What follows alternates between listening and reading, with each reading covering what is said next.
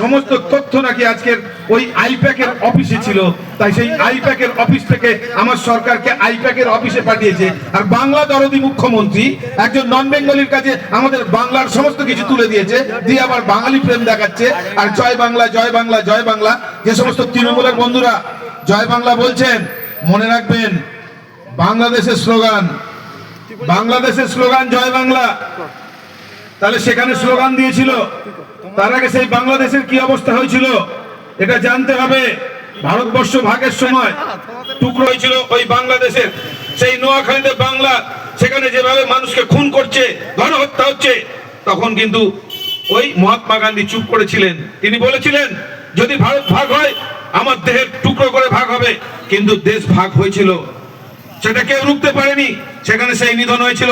আজকে তাই হচ্ছে। দীপু দাসের হত্যা, একের পর একটা হত্যা, দীপুর পরে ফের আবার 4 জনকে হত্যা করেছে। সেখানকার শিশুদের ছাড়া হচ্ছে না, সেখানে শিশুদেরকে ধর্ষণ করা হচ্ছে শুধুমাত্র হিন্দু বলে। এই জিনিসগুলো এখানকার যে সমস্ত মুসলিম মৌলবাদী আর মুয়াজ্জিন যারা আছেন, তারা একটু প্রোটেস্ট করে না, প্রতিবাদ করে না। তারা শুধুমাত্র এইখানকে নিয়ে বসে আছে। অথচ সেখানে যে হত্যা হচ্ছে, সেখানে যে অত্যাচার হচ্ছে, কত শতাংশ হিন্দু সেখানে ছিল, আগে হিন্দু শূন্য হতে হতে 5%।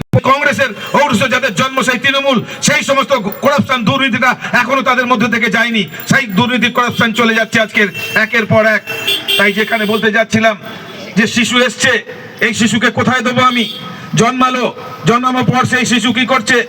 আজকে যে বামফ্রন্ট সরকার ছিল 2 লক্ষ কোটি টাকা দেনা করে গিয়েছিল, সেই দেনার পরিমাণ একটা শিশু জন্মালে আজকে 15,000 টাকা তার মাথায় ঋণ বাঁধত।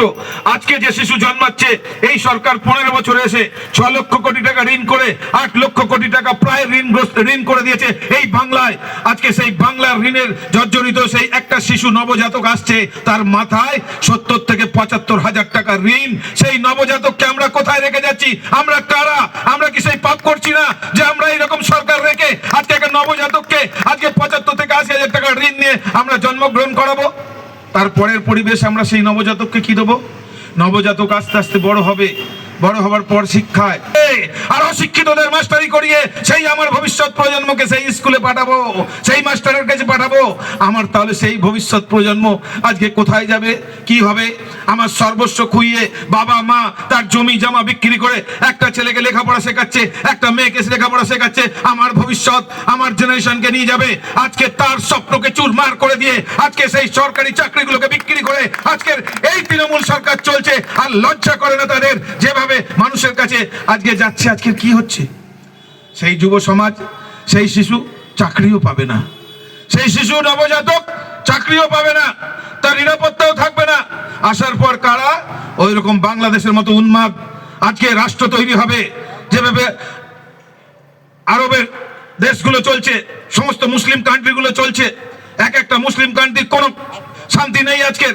তাই এই ভারতের শান্তি আছে।